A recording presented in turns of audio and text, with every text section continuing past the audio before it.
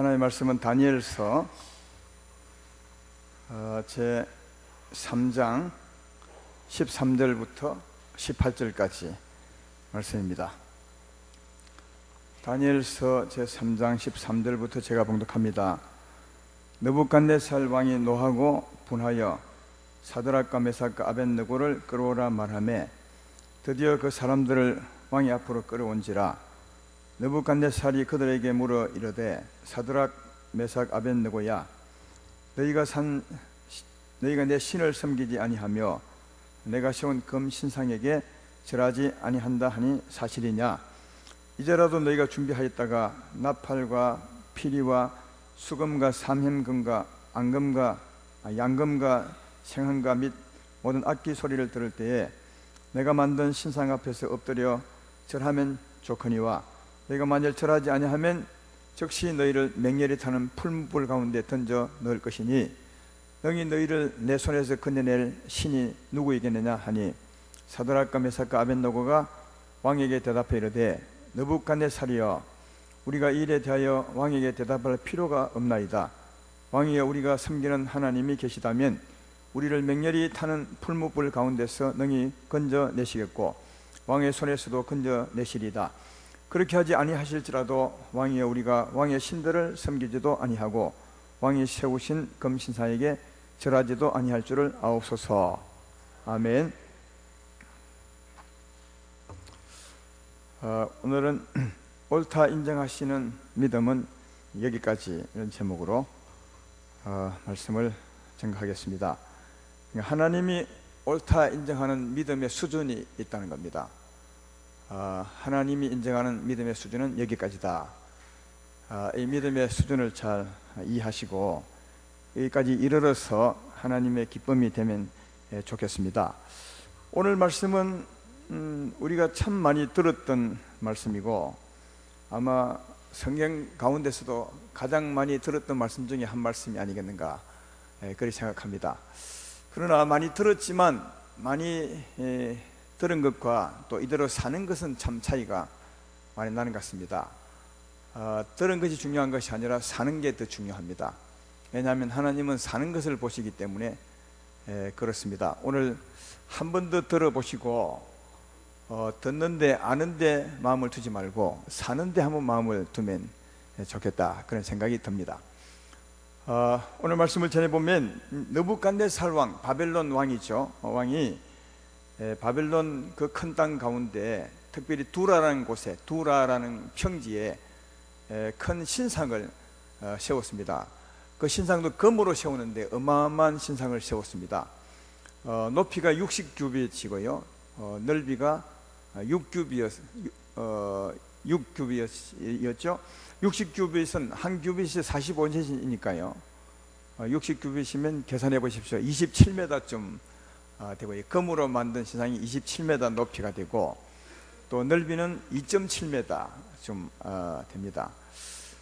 왜 이 왕이 금 신상을 세웠겠는가, 자기를 상징하는 생각해 볼 때 지난주에 말했지만 이 바벨론 왕이 꿈을 꾸게 되는데 그 꿈 중에서도 신상을 보게 되죠. 그 신상 중에서도 머리 부분이 금으로 되는데 그 금이 느부갓네살 당신입니다. 그렇게 이제 다니엘이 꿈 해석을 해 주죠.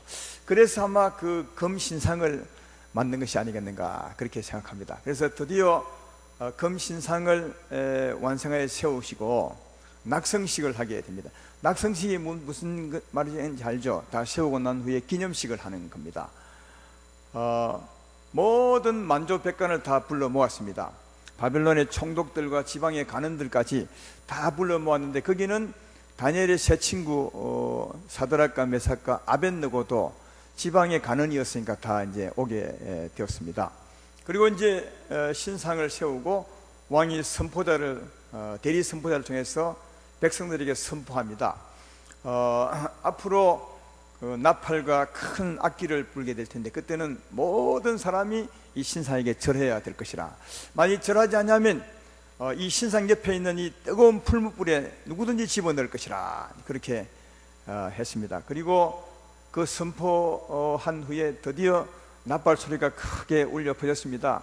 악기 소리가 크게 울려 퍼졌습니다. 전부 엎드려서 절을 했겠죠.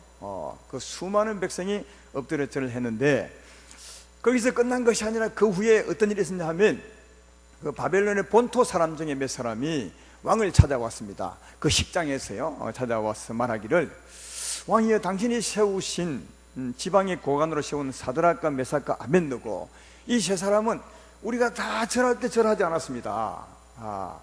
우리는 전부 엎드렸는데 이 세 사람은 꼿꼿이 서 있었습니다. 아까 왕이 말하기를 이런 사람은 풀무불에 집어넣는다 했는데, 그리해야 마땅하지 않겠습니까? 그렇게 참소를 하게 되죠. 그때 이제 왕이 분해서 그 세 사람을 불러오라 합니다. 왕이 그 세 사람을 사랑하거든요. 또 그들을 사랑해서 지방의 고관으로 세우지 않습니까? 그래서 이제 한 번 더 묻습니다. 네가 정말 절하지 아니했느냐? 그러나 한 번 내가 기회를 주는데, 이제라도 나팔을 불면 네가 절하면 네가 살겠지만, 아니면 너를 풀무불에 집어넣을 것이라. 네가 섬기는 하나님이 참 위대하지만 내가 너를 결박해서 집어넣으면 누가 너를 건져내겠느냐? 이렇게 느부갓네살 왕이 이렇게 말합니다. 느부갓네살 왕이 이렇게 말한 이유가 있습니다. 지난 시간에 들었지만 이 하나님의 크심을 보았거든요. 꿈을 꿨는데 그 꿈을 하나님이 다 마치는, 엄밀한 일도 다 마치는 하나님이셨습니다. 그걸 알기 때문에 이렇게 말한 겁니다. 그래서 네 하나님이 위대하지만, 내 꿈을 다 마치는 하나님이었지만, 그래도 내가 너를 결박해서 집어넣겠다는데 네 신이 너를 구원하겠느냐? 이렇게 말한 겁니다. 하나님의 한 면만 알고 전능하신 하나님을 몰랐던 아마 같습니다. 우리도 하나님에 대해서 배우는데 느부갓네살처럼 하나님의 한 면만 알 때가 많이 있습니다. 이 부분은 알지만 저 부분은 못 믿는 거죠. 이 일은 할 수 있지만 이 일은 못할 것이라고 생각할 때가 참 많은데, 하나님은 능치 못할 일이 없다는 하나님이십니다. 그러므로 하나님의 전능하심을 믿어야 하나님을 온전히 잘 믿는 것이 아닌가, 그렇게 생각합니다. 그래서 이 왕이 네 신이 아무리 전능하대도 내 손에서 건져내겠느냐 이랬을 때 다니엘의 세 친구가 왕에게 말하죠. 왕이여, 우리가 당신에게 대답할 필요가 없습니다. 하나님이 계시기 때문에 당신이 우리를 집어넣어도 하나님이 건져주겠지만, 만약 건져내주지 않는다 해도 우리는 우상에게 절하지 않을 것입니다. 여러분, 왕이 왜 우상을 세우겠습니까? 자기 신을 세운 거죠. 높임을 받으려고. 근데 이 하나님의 사람 세 사람이 완전히 왕을 망신시킨 것이나 마찬가지죠. 그 모든 백성 앞에서 높임을 받으려고 신상을 세웠는데, 이 세 사람이 그 왕의 명령을 거역하고 절하지 않겠다고 말하니까 왕의 근위가 굉장히 무시당한 거죠. 왕이 얼마나 화가 났겠습니까? 그래서 사랑했던 사람이지만 명령을 하죠. 즉시 묶어다가 저 풀무불에 집어넣어라 해서 그 권위대 군인들이 아마 묶어서 집어넣었겠죠. 그 뜨거운 풀무불에 집어넣었는데, 집어넣고 난 후에 왕과 그 총독들이 깜짝 놀랐습니다. 왜냐하면 아마 그 풀무불이 굉장히 컸던 모양이죠. 세 사람을 던졌는데 네 사람이 춤추듯이 다니는 겁니다. 그 풀무불 가운데 아무 해해 받지 않고 그 뜨거운 불 가운데서, 그리고 네 번째 사람은 마치 신의 아들 같이 좀 특이한 분 같았던 것 같습니다. 그래서 왕이 진짜 소름 끼치게 놀라죠. 이게 무슨 일이냐. 그래서 이제 왕이 사드락과 메삭과 아벳느고에게 말하죠. 아벳느고야 올라오라. 그래서 이제 올라오랬더니 즉시 올라왔습니다. 하나님이 올려준 것이겠죠. 그랬는데 그들을 살펴보았더니 그 뜨거운 불무불에 들어갔으면 머리카락이라도 거슬릴 것이고 또 불탄 냄새라도 날 텐데 전혀 거슬리지도 않고 화장도 지우지도 않고 냄새까지 안 나고 아무렇지 않게 올라옵니다. 그러니까 정말 놀랐죠.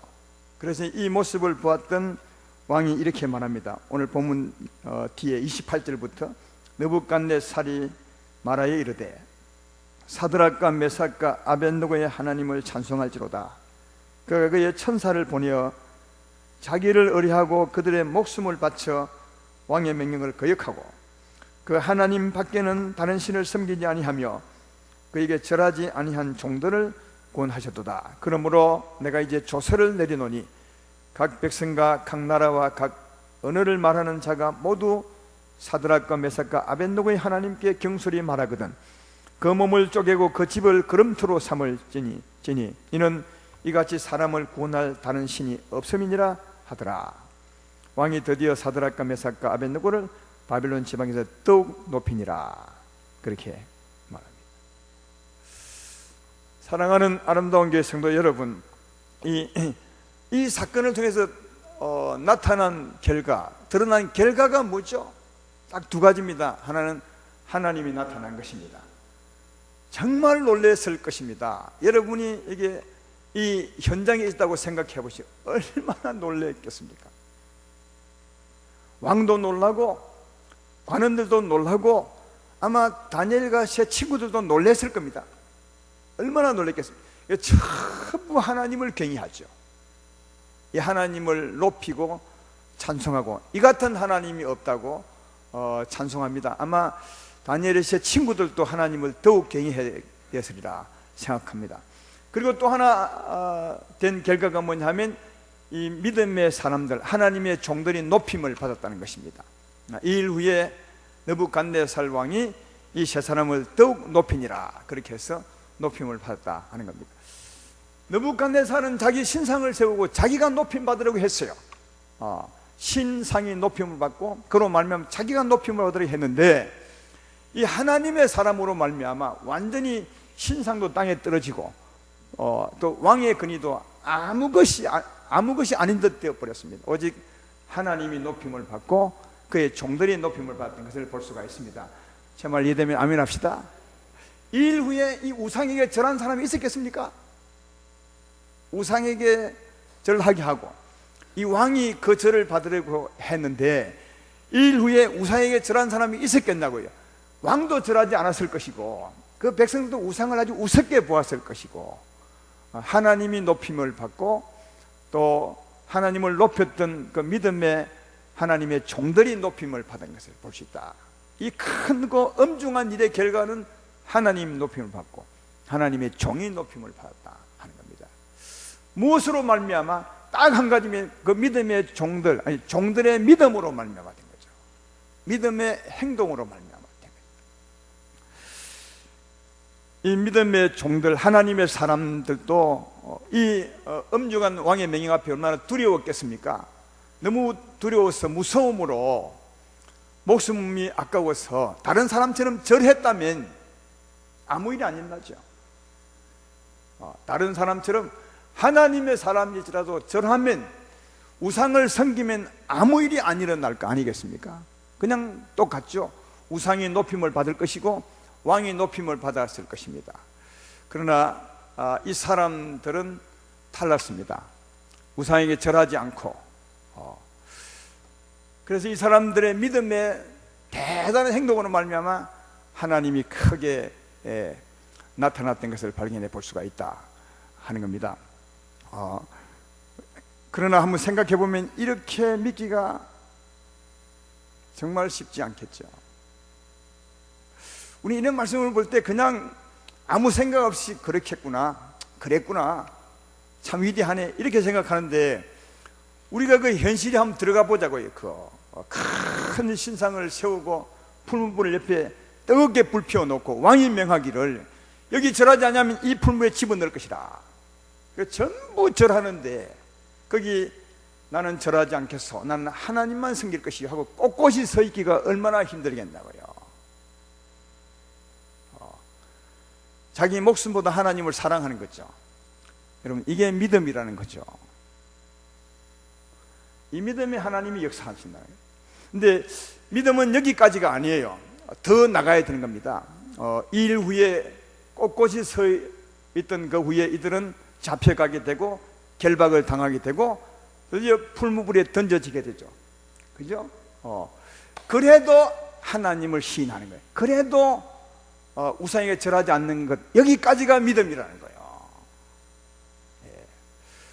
우상보다도 하나님을 사랑하고 자기 목숨보다도 하나님을 사랑한, 내가 죽을지라도 하나님을 사랑한, 거기까지가 우상을 섬기지 않고 하나님을 섬기는 믿음이라고요. 그래서 하나님이 그때 역사, 풀무불에 던져질 그때 하나님이 역사한 것을 보면 하나님은 그때까지를 믿음으로 인정하는 거예요. 우상에게 절하지 않고 나를 더 사랑하는구나 하는 것을 그때까지로 믿음으로 인정한다는 사실을 잘 알 수 있습니다. 여러분, 이 하나님이 인정하는 믿음은 이 다니엘이 여기서만 이렇게 기록하고 있는 것이 아니라 다른 곳에서도 늘 하나님은 여기까지를 인정하고 있습니다. 오늘 본문 뒤에 나가면 다니엘서 6장이죠. 거기 보면 다니엘에 관한 얘기가 나오는데, 다니엘은 하나님께 기도함으로 말미암아 모함을 받아 잡히 사자굴에 던져지게 되잖아요. 그러니까 왕의 음행이 떨어졌습니다. 왕 외에 다른 신에게 절하는 사람이 있으면, 기도하는 사람이 있으면 결박하여 사자굴에 집어넣을 것이라, 이런 음행이 내려지게 되었습니다. 그럼에도 불구하고 다니엘은 하나님께 기도하죠. 사랑하는 여러분, 혹시 여러분 가운데 이런 상황이 오늘날도 보여져서 우리에게 하나님께 기도하면 그를 사자굴에 집어넣을 것입니다, 하나님께 기도하는 사람은 오늘부터 묶어서 풀무불에 집어넣을 것입니다, 이렇게 말하면 기도할 사람 얼마나 되겠습니까? 근데 이 참 중요한 일입니다. 왜냐하면 기도하지 않으면 하나님의 은혜가 없는 것이고, 은혜가 없으면 하나님의 은혜로 사는 것이 아니니까 하나님의 사람일지라도 하나님의 사람처럼 살 수 없는 거거든요. 기도가 참 중요한 겁니다. 우리가 이 땅에 살기 위해서는 밥을 먹고 물을 마시고 또 공기를 호흡하잖아요. 기도도 마찬가지로 영적인 음식을 먹고 영적인 생기를 공급받는 것이니까 이거 없으면 영적으로는 죽는 거죠. 그러니까 기도가 굉장히 하나님의 사람에게는 중요합니다. 그래서 다니엘에게 말하죠. 네가 기도하면 너는 죽을 것이라, 그래도 나는 하나님으로 살 것입니다, 기도하지 않는 죄를 범치 않을 것입니다, 이런 마음으로 죽는다 해도 기도했던 다니엘을 볼 수 있습니다. 그래서 다니엘이 잡혀죠. 묶이게 됩니다. 묶일 때도 다니엘은 아닙니다, 저 기도 안 하겠습니다, 이래 하지 않습니다. 묶이고 끌려가죠. 끌려갈 때도 부인하지 않습니다. 사자굴 앞에 가서도 부인하지 않습니다. 집어 던져 넣었습니다. 이 모습은 다니엘이 내가 죽는다 해도 나는 기도할 것이라, 다시 말해 자기 자신보다도 하나님을 사랑하는 이 모습을 볼 수가 있죠. 여러분, 이때 하나님이 역사했다는 거예요. 이때 이미 던져 넣었는데 그때 하나님이 그 밑에서 사자 입을 막아버렸어요. 그러니까 하나님이 인정하는 믿음은 거기까지라는 거예요. 근데 대부분은 하나님이 인정하는 믿음 전에 다 부인하죠. 내가 안 하겠습니다, 잘못했습니다, 내가 기도 안 하면 되지 않겠습니까, 이래 하는데 다니엘은 그렇지 않다는, 않았다는, 던져 넣었을 때까지 그런 부인하지 않았다. 자기보다도 하나님을 사랑했던 모습을 볼 수 있습니다. 아브라함에 대한 얘기도 잘 알지 않습니까? 어느 날 하나님이 밤에 아브라함에게 내가 사랑하는 독자 아들을 모리아 산으로 가서 내게 번제 제물로 드리라 그랬습니다. 모리아 산은 아브라함이 그때 살았던 브엘세바에서 한 3일 길 그랬습니다. 그래서 아브라함이 아침 일찍 일어나서 아무에게도 의논하지 않고 종들과 아들과 그 다음 나무를 가지고 모리아 산으로 가죠. 3일 동안 갑니다. 그리고 하나님이 지시하는 그 산에 오르기 전에 두 종은 밑에서 대기하라 하고 아들에게 나무찜을 지우고 아들을 데리고 올라가죠. 그래도 하나님이 이제 됐다 그렇게 하지 않아요. 우리가 볼 때는 집을 났을 때부터 이미 아들보다 하나님을 사랑하는 아브라함의 모습을 볼 수 있지 않습니까? 3일 길을 갈 때도 여전히 하나님은 충분히 그것을 볼 수 있는데도 하나님이 됐다고 하지 않아요. 그 산에 가서 그 다음 아브라함이 이삭을 묵습니다. 결박합니다. 그때까지도 하나님이 됐다 안 합니다. 땅 묶어서 나무 위에 올려놓고 칼을 딱 들어서 찌르려 할 때 그때 됐다, 이제야 됐다 그렇게 말합니다. 그 말씀이 창세기 22장 9절로 12절에 있습니다. 이 말씀도 잘 들었지만 한 번 더 들어보십시오. 하나님이 그에게 일려주신 곳에 이른지라. 이 아브라함이 그곳에 제단을 쌓고 나무를 버려놓고 그의 아들 이삭을 결박하여 제단 나무에 놓고 손을 내밀어 칼을 잡고 그 아들을 잡으려 하니 여호와의 사자가 하늘에서부터 그를 불러 이르시되 아브라함아 아브라함아 하시는지라. 아브라함이 이르되 내가 여기 있나이다 하며 사자가 이르시되 그 아이에게 손을 대지 말라. 그에게 아무 일도 하지 말라. 내가 내 아들 내 독자까지라도 내게 아끼지 아니하였으니 내가 이제야 내가 하나님을 경외하는 줄을 아노라. 칼을 들어 찌르라 할 그때야 알았다. 하나님이 알겠다는 거예요. 근데 사실은 그 전부터 충분히 알잖아요. 집을 났을 때부터 삼위기에 갈 때 충분히 알 수 있는데도 하나님은 칼을 들어 찌를 그때 이제 알겠다는 거예요. 근데 이 칼을 들어 찌르는 이 모습을 두고 히브리서는 이렇게 기록합니다. 히브리서 11장 17절로 19절에 아브라함에 대한 말씀이죠. 아브라함은 시험을 받을 때 믿음으로 이삭을 드렸으니 그는 약속들을 믿는 자로 돼 그 외아들을 들었느니라. 그에게 이미 말씀하시기를 내 자손이라 칭할 자는 이삭으로 말미암으리라 하였으니 그가 하나님이 능히 이삭을 죽은 자 가운데서 다시 살릴 줄을 생각하니라. 비유컨대 그를 죽은 자 가운데서 도로 받은 것이니라. 그러니까 이미 이삭은 죽은 것이나 마찬가지라는 거예요.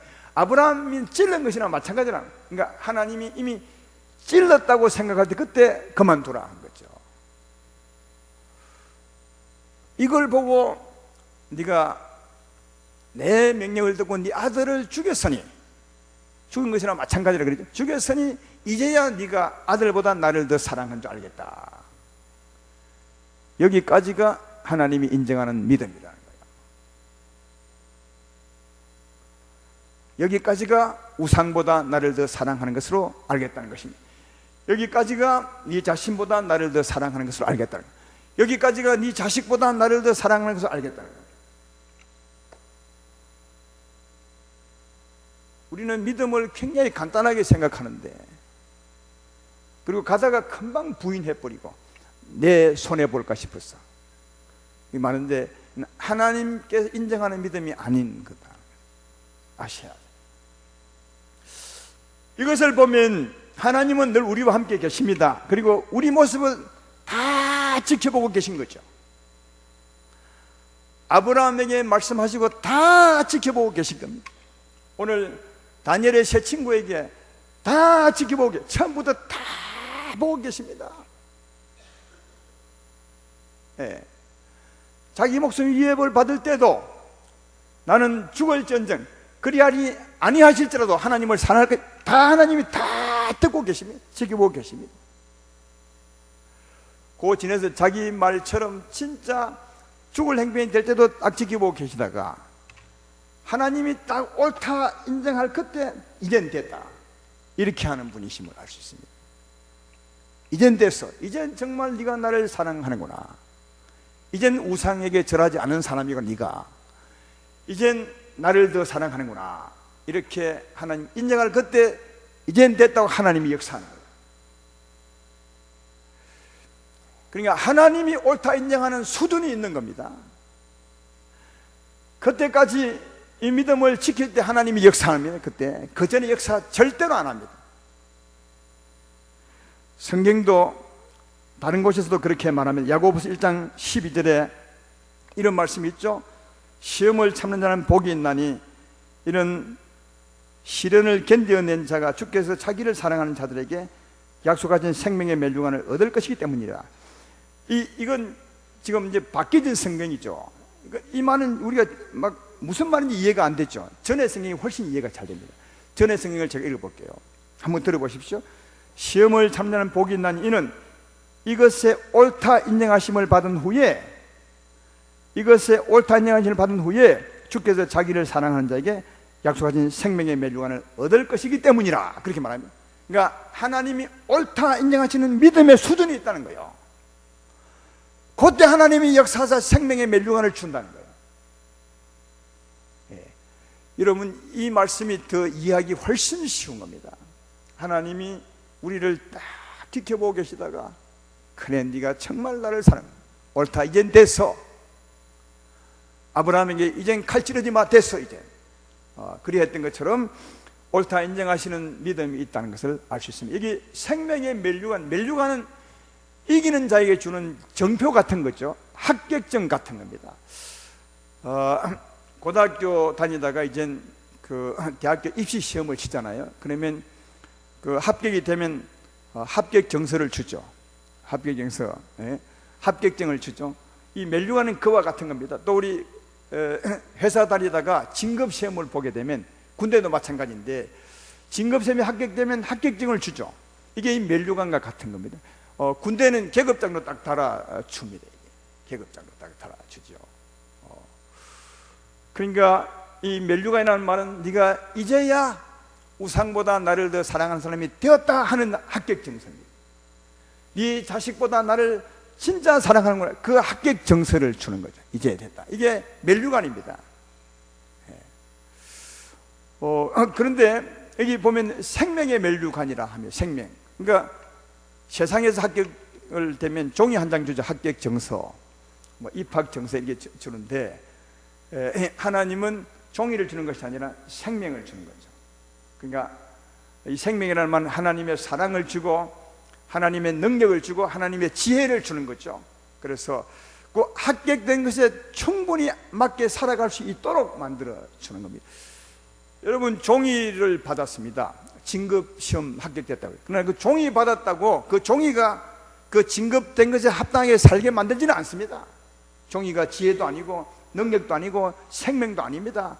그러나 생명의 멜류관을 딱 받으면 그 신앙 수준으로 충분히 살 수 있는 힘이 오는 거죠. 사랑할 수 있는 사람, 다시는 넘어지지 않는 사람, 다시는 우상보다 하나님을 더 사랑하는 사람이 되게 만드는 거죠. 이게 생명의 멜류관입니다. 오늘 본문에 이 다니엘과 세 친구가 하나님이 인정하는 믿음을 통과하죠. 그때 하나님이 역사하게 되는데 생명의 멜류관을 준 것이나 마찬가지죠. 오늘 맨 마지막에 30절에 보면 그 후에 이렇게 말합니다. 왕이 드디어 사드락과 메삭과 아벳느고를 바벨론 여러 지방에 더욱 높이니라, 그렇게 되어 있습니다. 더욱 높였대요. 왕이 높였지만 사실은 하나님이 높인 거죠. 생명의 멜류관을 받은 것입니다. 이 더욱 높였을 때 단지 자리만 높임을 받았겠느냐, 아니면 자리가 높임 받았던 것처럼 그 높은 자리를 감당할 수 있는 인격이 되고 지혜가 되고 힘이 있었겠느냐. 생명의 멜류관을 받았으므로 종이가 아니기 때문에 그 높임 받은 것이 합당한 책임을 감당할 수 있는 지혜와 사랑과 능력을 받은 거죠. 이게 생명의 멜류관입니다.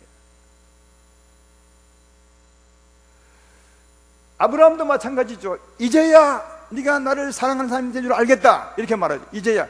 그러니까 이제야, 지금부터는 네가 진짜 자식보다 나를 더 사랑하는 사람으로 합격됐다는 거죠. 그래서 아브라함이 이에게 생명의 멜류관을, 아니 하나님이 생명의 멜류관을 주죠. 그러면 아브라함은 이후에 진짜 자식보다 하나님을 정말 사랑하는 사람이 하나님이 되게 하는 겁니다. 그런 사랑을 주시고 그런 인격을 주시고 그런 지혜를 준다는 사실을 알 수가 있다. 그래서 사랑하는 여러분, 이 옳다 인정하심을 받고 생명의 멜류관을 받으면 우리의 영적인 지위가 높아지는 겁니다. 그리고 모든 복이 다 일 후에 오는 것 같습니다. 하나님, 이 시험을 통과하고 난 후에 하나님이 은혜를 베풀어 주는 것을 볼 수 있습니다. 아브라함에 관한 그 시험 통과하고 난 후에 아브라함이 복을 받죠. 창세기 22장 15절로 18절을 보십시오. 여호와의 사자가 하늘에서부터 두 번째 아브라함을 불러 이르시되, 여호와께서 이르시기를 내가 너를 가리켜 맹세하노니 내가 이같이 행하여 내 아들 내 독자도 아끼지 아니하였은즉 내가 내게 큰 복을 주고 내 씨가 크게 번성하여 하늘의 별과 같고 모래 바닷가의 모래와 같게 하리니 내 씨가 그 대적의 성문을 차지하리라.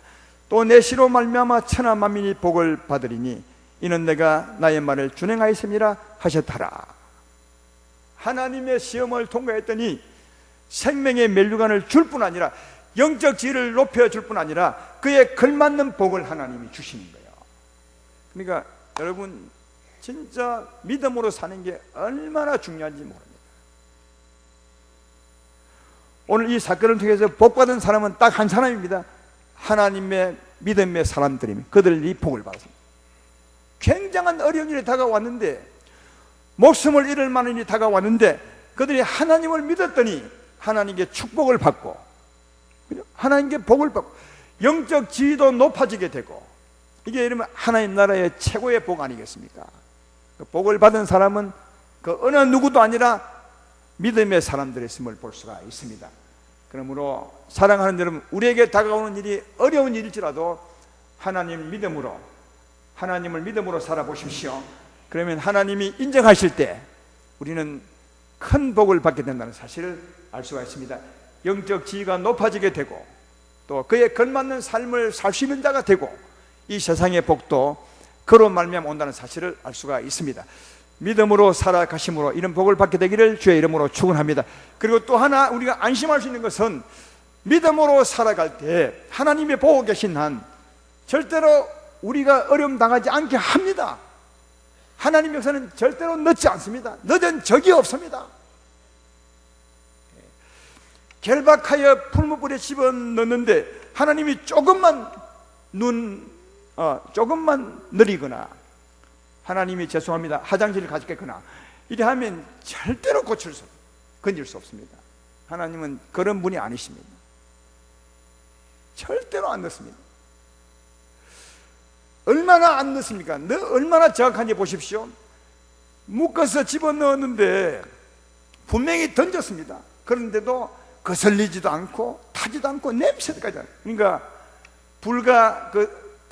맹렬한 불과 사람 사이, 자기 백성 사이를 얼마나 완벽하게 순간에 막았던지를 잘 알 수 있죠. 아브라함이 칼을 들고 아들을 찌르려 할 때 하나님은 늦지 않습니다. 결코 실수하지 않습니다. 아브라함아 그만두라. 다니엘을 사자굴에 넣을 때 하나님은 실수하지 않습니다. 정확합니다. 던졌지만 그 전에 하나님이 사자 입을 막아버렸습니다. 여러분, 어떻게 이렇게 하나님은 실수하지 않고 늦지 않겠습니까?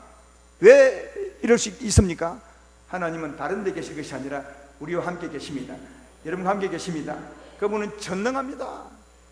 우리와 바로 함께 있습니다. 다음에 어느 누구보다 가까이 있습니다. 그가 전능하시니까 결코 늦지 않고 실수하지 않습니다. 완벽하게 우리를 지킬 수 있습니다. 여호수아기 1장 5절에 여호수아에게 하나님이 하신 말씀 아닙니까? 내 평생에 너를 능히 대적할 자가 없으리니 내가 모세와 함께 있었던 같이 너와 함께 있을 것입니다. 내가 너를 떠나지도 아니하며 버리지도 아니하리라. 할렐루야. 우리와 함께 계시며 떠나지 않습니다. 우리 버리지도 않습니다. 우리와 늘 함께 계십니다. 그분은 전능하신 하나님이라 내 평생에 여러분을 당할 자가 없는 것입니다. 그러므로 완벽히 지킵니다. 절대 넣지 않습니다. 그러나 한 가지 더, 다니엘 친구의 고백처럼 그리하지 아니하실지라도, 순교 당할지라도 하나님을 섬기는 것이 우리의 복이라는 거예요. 그러므로 다니엘의 친구의 믿음처럼 하나님이 지킬 겁니다. 나와 함께 계시니까요. 근데 그리하지 아니할지라도 난 하나님만 사랑할 것입니다. 이렇게 사는 사람, 그가 하나님의 백성이고 믿음으로 사는 사람이고 하나님의 높임을 받는 사람이 된다는 사실을 알 수 있습니다. 믿음의 용기를 가지시고 그렇게 사시기를 주의 이름으로 축원합니다. 오늘 이 느부갓네살이 신상을 세우고 절하는 이 사건은 어찌 보면 느부갓네살 왕이 주관하는 것 같지만 더 넓게 보면 하나님이 주관하고 있는 겁니다. 그렇잖아요. 왜 하나님 주관하고 있는 것입니까? 느부갓네살 왕 뜻대로 된 것이 아니라 하나님 뜻대로 되었지 않습니까? 그러면 이 주관자는 하나님이심을 분명히 알 수 있습니다. 근데 하나님이 우상을 만드는 분은 아닙니다. 우상을 만들라 하지도 않았습니다. 그건 하나님이 싫어하는 겁니다. 그렇지만 하나님은 더 큰 일을 위해서 우상 만드는 걸 보고 계신 것이죠. 더 큰 일을 위해서요. 그게 나쁘지만, 그리해서는 안 되지만 하나님은 지켜보고 계신 것입니다. 더 큰 일을 위해서. 더 큰 일이 뭔데? 그 일을 통해서 왕이 하나님을 알게 하는 겁니다. 백성이 하나님을 보게 하는 것입니다. 그 종들도 하나님을 더 경외하게 하는 것입니다. 그 자기의 종을 높이기 위해서 하나님을 지켜보고 있을 뿐입니다. 그러나 주관자는 하나님이십니다. 다니엘과 친구들이 이걸 알았다면요, 절하지 않을 때도 더 담대했을 것입니다. 하나님이 계시고 이 일의 주관자는 당신 왕이 아니라 하나님이야. 안다면 더 담대하게 절하지 않을 수 있고 더 겁내지 않을 수 있고 당당히 살아갈 수 있겠죠. 아마 이 친구들은 그랬던 것 같습니다. 우리들도 우리가 살아가는 삶 속에서 어떤 일이 벌어져도 세상에 권세자가 그 일을 주관한다고 해도, 여러분의 사장이 주관한다고 해도 이 일의 주관자는 하나님이시야, 이렇게 믿고 산다면 용기가 생기죠. 당신 뜻대로 되는 것이 아니라 하나님 뜻대로 될 거야. 그래서 그런 믿음이 있다면, 그런 확신이 있으면 우리는 하나님 뜻대로 사는데 아주 담대할 수 있죠. 얼마든지 주의 뜻대로 살 수가 있는 겁니다. 이게 하나님을 잘 믿고 사는 사람의 삶이 아니겠습니까? 그러므로 두려워하지 마십시오.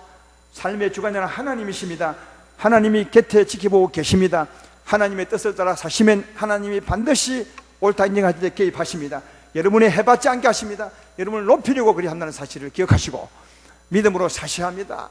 여러분, 영화를 자주 보시지 않습니까? 영화를 보지 못하는 분은 연속극이라도 보지 않습니까? 거기에 주인공은 절대로 안 죽습니다. 근데 주인공이 위험을 더 많이 겪죠. 아슬아슬한 그 느낌을 시청자에게 주기 위해서 말이죠. 가장 위험을 많이 겪는 자가 주인공은 안 죽습니다. 왜 안 죽습니까? 이미 시나리오 그렇게 되어 있습니다. 그 환경이 주인공을 못 죽입니다. 이미 그렇게 되어 있기 때문입니다. 마찬가지로 그건 연속극이고 영화지만 우리가 이 삶 속의 주인공은 우리입니다. 우리의 인생은 누가 쓰고 있는 것이 하나님이 쓰고 있는 겁니다. 그러니까 그 환경이 우리를 해 못 끼칩니다. 환경이 우리를 못 죽입니다. 여러분, 하나님의 손에 있는 것입니다. 하나님이 내 삶의 주관자입니다. 이렇게 생각한다면 주의 뜻대로 못 살 일이 어디 있습니까?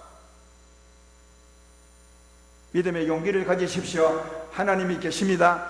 하나님이 옳다 인정하시면 그때 큰 은혜를 받습니다. 하나님은 옳다 인정하실 때까지, 아니 옳다 인정하는 믿음을 갖게 해서 하나님은 복을 주시려고, 우리 영적인 지혜를 높이시려고, 영주간 잘되게 하시려고 그 일이 일어난다는 사실을 기억하시고, 우리에게 어떤 일이 어려운 일이 다가온다 해도 하나님 믿음으로 주의 뜻대로 사십시오. 그러면 절대로 죽지 않습니다. 해받지 않습니다. 해를 받는다 해도 하나님을 사랑하고 살아감으로 하나님께 높임을 받는 여러분 되기를 주의 이름으로 축원합니다.